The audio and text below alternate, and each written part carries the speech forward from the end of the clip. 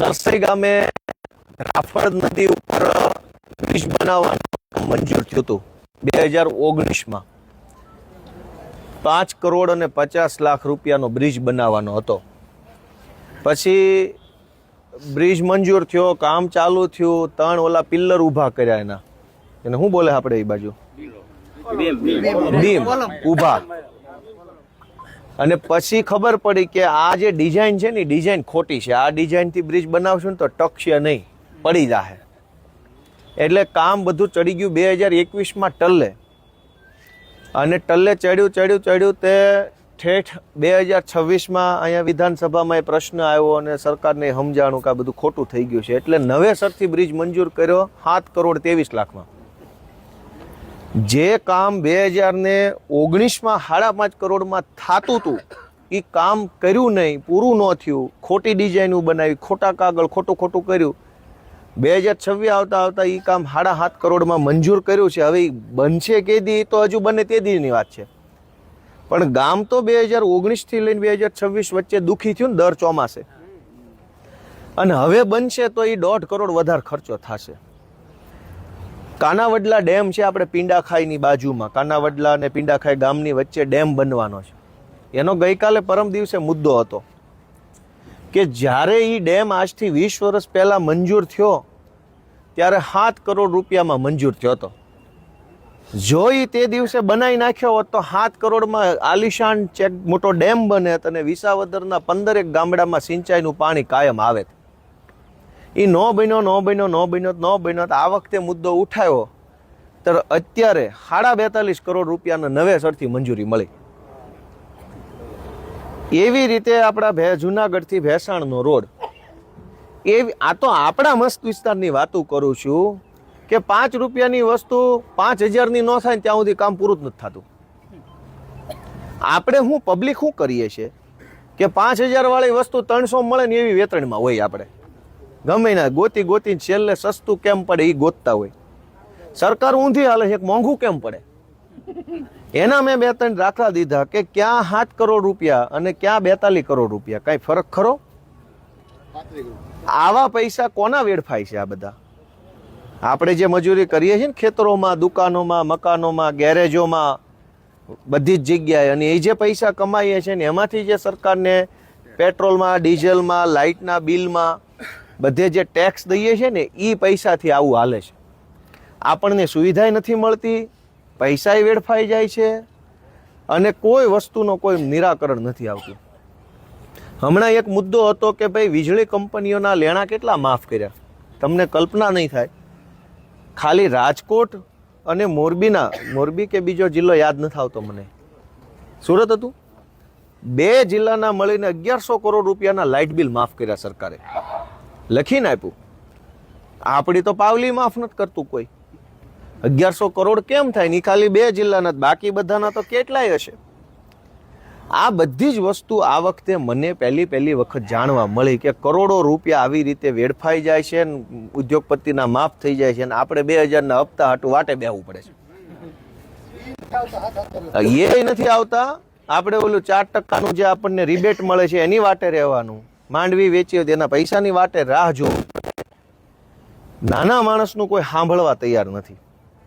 આ વખતે બજેટ આવ્યું, આજે જ હમણાં વિધાનસભાની અંદર રજૂઆત થઈ. ભાજપના એક ધારાસભ્યએ કીધું ગાંડા બાવળ બહુ છે, કે બહુ ગાંડા બાવળ છે, એનું કંઈક નાશ કરવાનું કરો. હમણાં રજૂઆત કરી, કલાક પહેલા હતા કોઈ ભાજપના ધારાસભ્ય ઉભા થઈને કીધું ગાંડા બાવળ બહુ વધ્યા છે.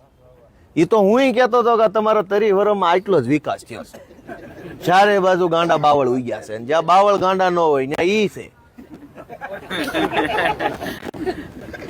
આજ તે હમણાં અડધી કલાક પહેલા આ વિષય વિધાનસભાની અંદર આવ્યો. ગાંડા બાવળ ઉગ્યા ચારે બાજુ. તો મારું તમને એટલું જ કહેવાનું કે હમણાં બજેટ આવ્યું તો ગામડા માટે થઈ અને સરકારે ફાળવા 14,000 કરોડ રૂપિયા ગામડાનો વિકાસ કરવા માટે.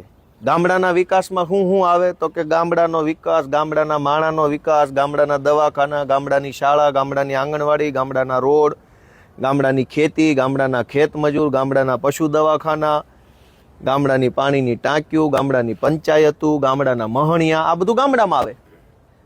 ગામડાનો વિકાસ કરવા માટે 14,000 કરોડ ફાળવા, શહેરોનો વિકાસ કરવા માટે 33,000 કરોડ ફાળવા છે. તો ગુજરાતમાં શહેરો જાજા છે, ગામડા જાજા છે? કેવા જાય જેને જાણકારી હોય કયો. તો પૈસા ક્યાં જાજા મૂકવા જોઈએ? આ તો એના જેવી વાત થઈ. જે છોકરો એન્જિનિયરિંગ કરે છે એને 10 રૂપિયા વાપરવા આપ્યા, અને જે પહેલા ધોરણમાં ભણે છે એને 1 લાખ આપ્યા. એવી વાત થઈ ને.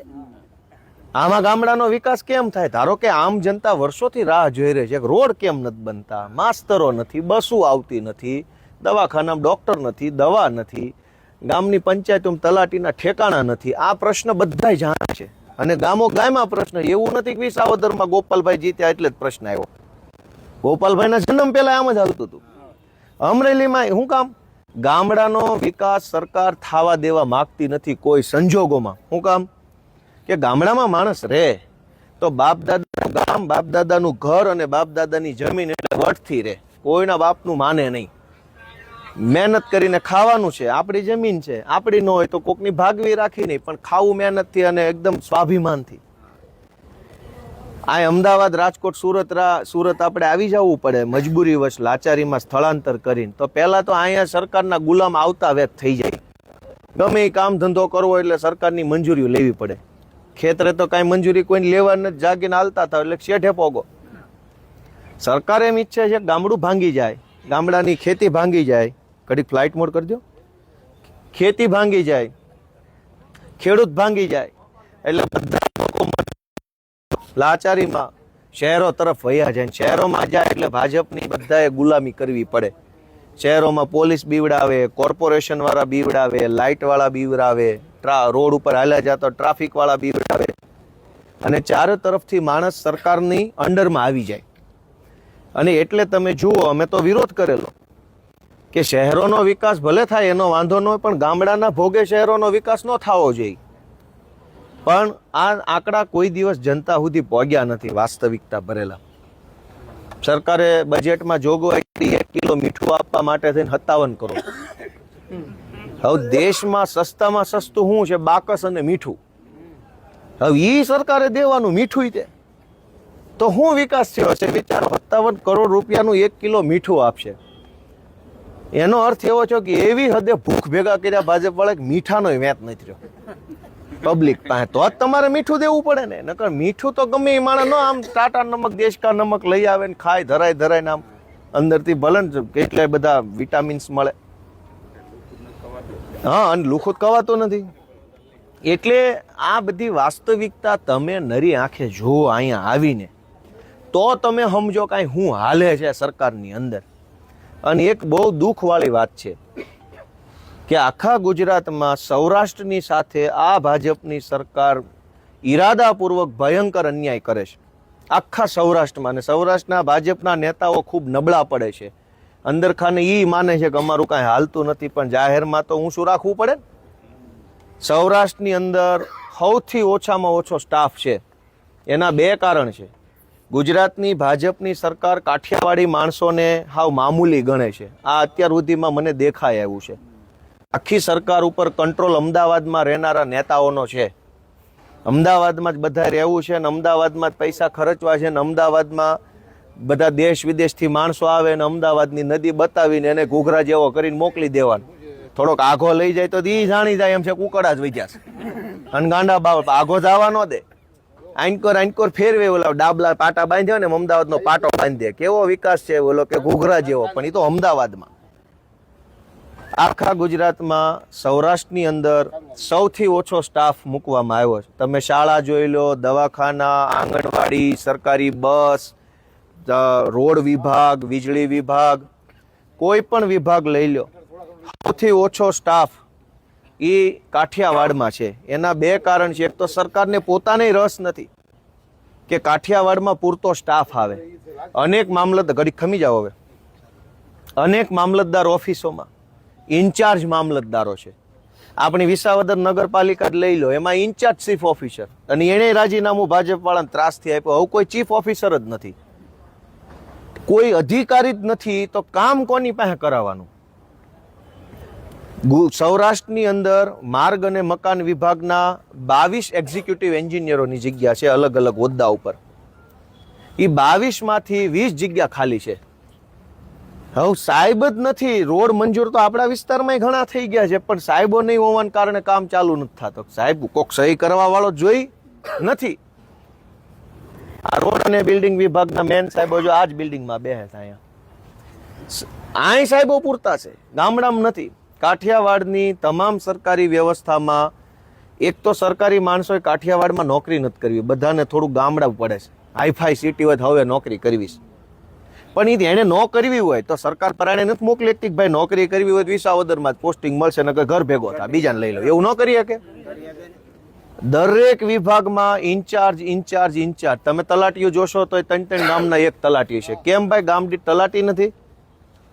આઈના કેબિનેટ મંત્રીને તો ડ્રાઈવરે 3 પાળીમાં હોય, પટાવાળા 3 પાળીમાં, લુગડા ધોવાવાળા 3 પાળીમાં, વોચમેન 3 પાળીમાં, તમારા બધા માણસો 3 પાળીમાં છે અને અમારે એક પાળીમાં તલાટી નથી આવતો. શું કામ? કે કાઠિયાવાડ પ્રત્યે આ ભાજપની સરકારની માનસિકતા ખૂબ હલકી છે, એ વાતમાં કોઈ શંકા નથી. ગમે એ જિલ્લામાં ગમે એ તાલુકામાં જઈને જોઈ આવવાની છૂટ. ઇન્ચાર્જ હશે, ટીડીઓ ઇન્ચાર્જ હશે, મામલતદારો ઇન્ચાર્જ, શિક્ષકો ઘટતા હશે, આચાર્યો ઘટતા હશે, બસમાં ડ્રાઈવરો ઘટતા હશે, કંડક્ટરો ઘટતા હશે, આંગણવાડીમાં બધું ઘટતું ઘટ જ. ભાજપનો માણસ ચૂંટાતો હશે, ન્યાય ઘટતું હશે. ભલે અહીંયા આવીને એને સારું બોલવું પડે, નકર બીજી વાર ટિકિટ ન મળે. એટલે અહીં ઊભા થાય એટલે તે વખાણ નરેન્દ્રભાઈ થી ચાલુ કરે. વાત સમજાય છે બધાને? એટલે ઘડી ખમો એટલે તમે બધા અહીંયા જે નજરે જુઓ છો. બીજી એક મહત્વની બાબત એ છે કે આ સરકાર પગાર કેટલો આપે છે ખબર? સરકારી કર્મચારીઓને 1 લાખ કરોડ રૂપિયા ખાલી વર્ષે પગાર જ, ખાલી દય જ દેવાના, દાડિયાને ચૂકવી દેવાની એની વાત છે. 1 લાખ કરોડ રૂપિયાનો પગાર આખા વર્ષમાં આ સરકાર કર્મચારીને ચૂકવે છે. એના બદલામાં કામ શું થાય છે? તમે જુઓ શું કામ થાય છે. કરોડો રૂપિયાના પગાર, 12 માસ પગાર નિવૃત્ત થાય તો પેન્શન ને રજા પગાર ને ફરવાનો પગાર ને ભલે લઈ જાય એનો વાંધો નથી. આપણે ત્યાં કોઈક વાડીએ દાડીએ આવ્યો હોય, ટિફિન ખાઈ જાય, બપોરનું ભાતું તેનો વાંધો નથી, પણ 2 સાહે ઉકેલવો જોઈએ ને ભેગો તો ક્યાં ખાઈ જાય એનો વાંધો છે. 2 બીડી પીવડાવી રોટલા ખવડાવ્યા પછી, પણ નકરી બીડી પી જાય રોટલા ખાઈ જાય લીમડા હેઠે બેહે તો સરકાર આમ હાલે છે કે કોઈ કામ લેવા તૈયાર નથી. આપણા મત વિસ્તારમાં, જુનાગઢ જિલ્લામાં અને આખા ગુજરાતમાં ક્યાંય પૈસા સરકાર પાસે ઘટતા નથી. મેં તો જોયું નથી. આટલો ભ્રષ્ટાચાર થાય છે, આટલા ખાઈ જાય છે ને તોય ઘટતા નથી. તો પૈસા નથી ઘટતા, હવે એવું તો શું ઘટે છે? કામ નથી થતા. તો એના 2 જ કારણ છે. એક તો દાનત ઘટે છે ને સ્ટાફ ઘટે છે. આ 2 વસ્તુ ઘટે છે એટલે કામ નથી થતું. બાકી પૈસા ઈ નહીં કે છે કે 4 લાખ કરોડનું બજેટ, તો હું એમાં સંમત છું, પૈસા ક્યાં ઘટે જ છે. પણ દાનત ખોરી હોય તો. એટલે આ વાત જનતા પોતે જાગૃત બને, જાણે, જોવે, શીખે, પોતાના નજરે જોવે કે ભાઈ પૈસા તો પૂરેપૂરા છે પણ તો કામ કેમ નથી થતા કોઈના. એટલે તમે બધાએ જે કાંઈ જોયું એનું મનોમંથન કરજો, ગામડે જઈને લોકોને વાત કરજો, અને ભાજપનો ઝંડો લઈને બહુ દોડતો હોય ને પહેલા કહેજો કાકા તે કઈ જોયું છે, તો જોયા વગર વાત ન કરતો કોઈ દી ગામમાં. હા અમે જોઈને બેઠા બધું, એટલું દવ કહી શકો ને. હે હા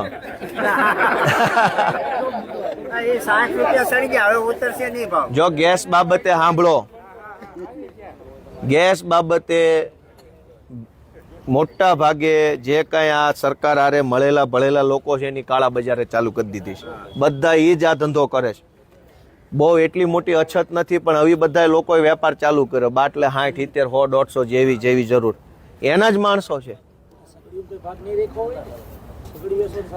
ગોપાલભાઈ ગામડે 45 દિવસ અને સિટીમાં 25 દિવસે, તો ગામડે ગેસ જોતો હોય, ગામડે ગેસ નહીં જોતો હોય. એ એમ માને છે ગામડે તો સુલોય હોય ને, એ એમ માને છે. એટલે અહીંયા અંદર એમ વાત નહીં, અહીંયા એમ વાત કરતા હતા એ કે અમારી બહેનો એ કે પેલા ફૂંકીને મોઢા કાળા પડી જતા, અને હવે પાછા ઈ નહીં ગામડે બાટલો દેવા તૈયાર નથી, તો પાછા બહેનો મોઢા કાળા નહીં થઈ જાય હું કુમારી મારીને. એટલે આવું ને આવું હાલે છે. તમે બધા જોવો, થોડુંક જાણો, જાગૃત રહ્યો, એટલી મારી વિનંતી છે. આ બે સચિવ, આમ તો માહિતી મળી ગઈ છે ને તમને આ બે બિલ્ડિંગ વિશે. આ સચિવાલય છે, મુખ્યમંત્રી સાહેબ અહીં બે ઓલું સફેદ પાટિયું માર્યું ન્યા, બરાબર, એમાં મુખ્યમંત્રી સાહેબની ઓફિસ છે અને એમાં બધા કેબિનેટ મંત્રી બે હે, આમાં બધા રાજ્ય કક્ષાના મંત્રી બે હે. મેં દરજી આપી હતી મુખ્યમંત્રીને, હા, ઓલા આપણે ફરસાવાલા સહકારી મંડળીને લેટર હજી આયા હું લેતા હોય છું, પણ હવે ગાડીમાં પડ્યું છે, બસમાં. જો આમાં કેવું છે ખબર છે, ઘડીક બેહો, સાંભળો મનોજભાઈ, તમે અહીં મુખ્યમંત્રીને અરજી આપો ને એટલે એને માણા બેહાડેલા, જે આવે ની હલો જ કરે. મુખ્યમંત્રી સુધી પોગે નહીં કાંઈ, હલો કરવા જ બેહાડ્યા. આખા ગુજરાતની અરજી લઈને હુંડલો ભરીને બીજે નાખ્યા આવે, આમ ઓઈલો નાથી હુંડલો ભરીને આમ નાખ્યા આવે. નકર ભલા માણા મુખ્યમંત્રી બેસતા હોય, નિકાલ નો આવે મુદ્દાનો. એટલે તમારું કામ ચાલુ છે કે આવું નવું કામ ચાલુ છે. ઓલા રૂપિયા ફ્રોડ કરીને એ છૂટા રખડે ને મારા દીકરાઓ જેમ ફાવે એમ. હવે એ બધી વસ્તુનો જો તમે નજરે જોઈ લીધું છે, 100 વાતની એક વાત કે ત્રાજવું આમ થઈ ગયું છે અત્યારે. ભાજપ અહીં પહોંચી ગયું છે ને પબ્લિક આય છે, એટલે પહેલા તો ત્રાજવું આમ થાય ને પછી કાંઈક વાત થાય, હરખી વાત આવે ને પછી વાતમાં વજન આવે. અત્યારે આવો લાંબો ગાળો પડી ગયો છે. પબ્લિક પહેલા પગથિયે છે ને ઓલા ધાબે ચડ્યા છે.